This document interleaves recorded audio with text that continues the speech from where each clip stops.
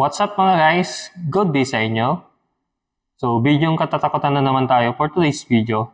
So, paalala lang sa mga may medical o health condition, hindi sanay manood, mahina yung loob manood ng mga ganitong content natin, is kailangan may gabay at guidance kayo ng nakakatanda sa inyo or may kasama kayo habang nanonood dito. Kasi pwede itong maging disturbance sa inyong pagtulog. So, umpisa na natin to mga guys, tong video, na i-reaction videos natin. Let's go! Labot na mukha ang tila nakasilip sa kalsada na ito. Dahil sa curiosity ay kinunan ito ng video ng isang lalaki. Ito ay kumukupli sa mga halaman. Ayun! Puti ang kanyang mukha. Ayun! Silipin na nga natin, sipatin natin. Hindi ko mawari, hindi ko maipaliwanag yan Hindi masyadong malinaw kung ano yan. At itim ang mga paligid ng kanyang mga mata. At ang tila kawangis nito ay ang taong matagal nang namayapa. Ano yan? Ayun! Uy!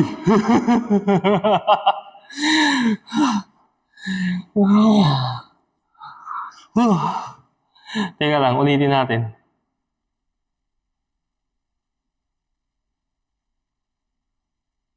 Labot na mukha ang tila nakasilip sa... Yan Anong klaseng tila lang yan? Ang creepy naman.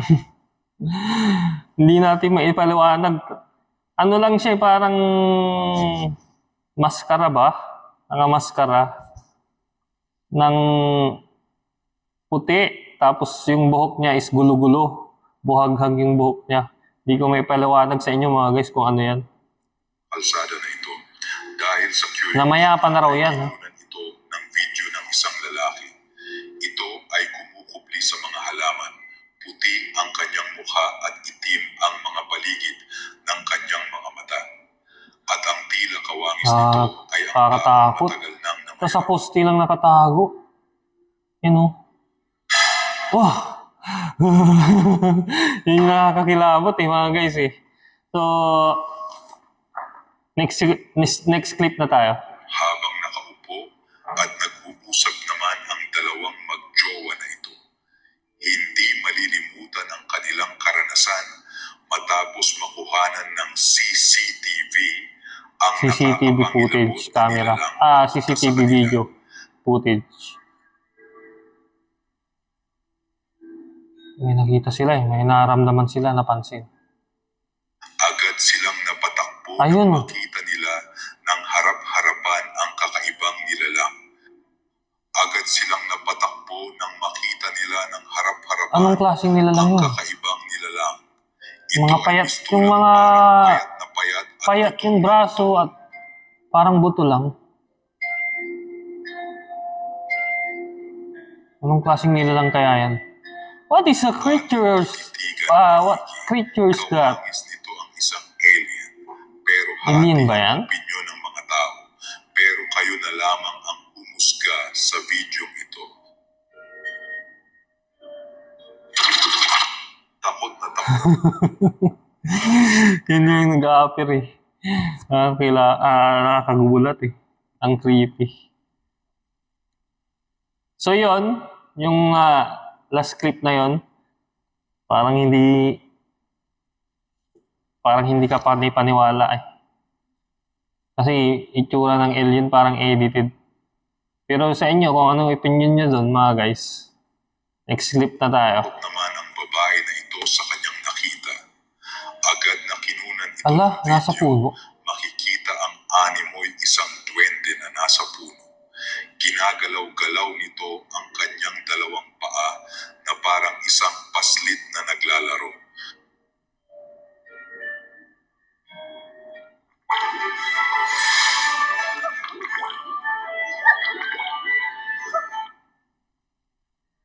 Duwende ba yun? Parang ang malaki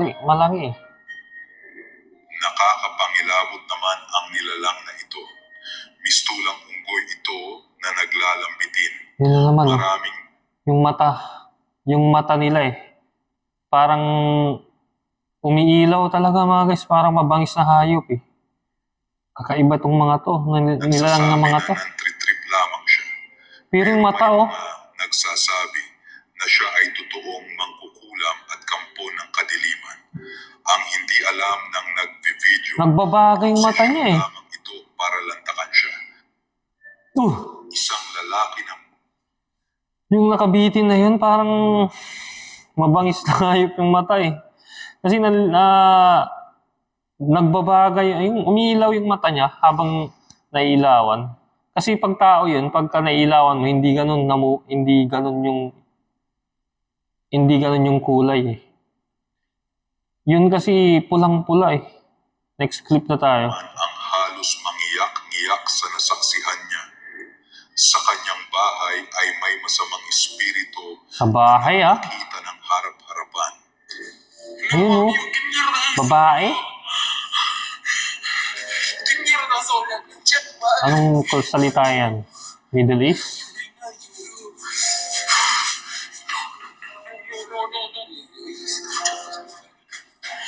Ulitin natin guys. Isang lalaki Yan, oh. naman ang halos Teka lang.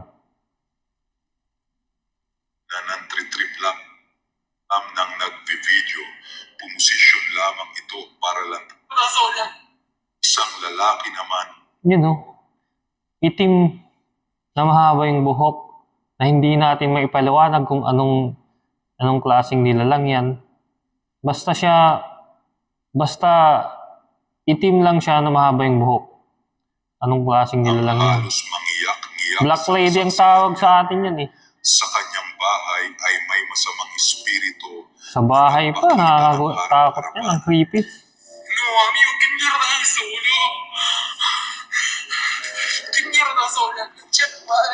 Parang Middle East yan ah.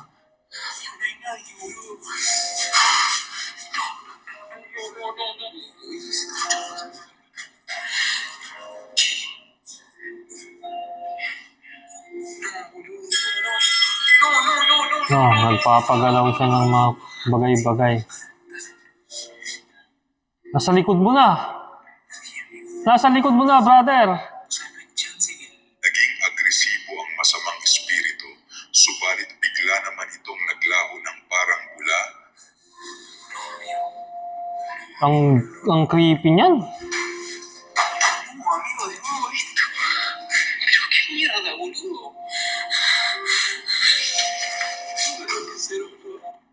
Buti nga mo guys, yung bahay nila is hindi ganun kaluwang, kalawak. Mas nakakatakot yung bahay na malawak tapos ganyan pa, maraming nagpapakita. Yan, maliit lang yung espasyo eh. Pero meron pa ring multo. Yung creepy. Saban, So, pag ganun mga guys, pag mga ganung senaryo or sitwasyon na ganun, sa ating mga Pilipino, ginagawa natin, di ba, pagka ganyan may multo sa tirahan natin, is pinapa-bless, bindisyonan sa mga pare. Tapos kung hindi pa rin talaga matahimik, ganun pa rin, may nagpaparamdam pa rin. Yung iba lumilipat na ng tirahan. Lumilipat ng tirahan, binibenta yung bahay. Ang nakakaawa is yung nakabili ng bahay. Kasi hindi niya alam, may multo pala doon sa nabili niyang bahay. May nagpaparamdam na multo. At nakakatakot na multo, itim. Mga guys. So, ganun, pagka bibili tayo ng bahay, di ba? Kailangan siguraduhin natin na kung anong history, kung bakit binenta yung bahay, di ba? Pero pwede nilang sabihin na nag-migrate, lumipat na ng ibang bansa, pero yung iba may dahilan ba't binibenta yung bahay. Lalo kung mga malalaking bahay, may history yun na hindi natin maipaliwanag. So kung may comment kayo, suggestion, opinion, or gusto nyo magpa-shoutout mga guys sa video natin ito, comment down below na lang mga guys sa video natin ito. Or kung bago lang pala kayo sa aking YouTube channel, or kung gusto nyo ng mga ganitong content, is click nyo lang yung subscribe button at notification bell para lagi po kayo updated sa upcoming na i-upload natin na video.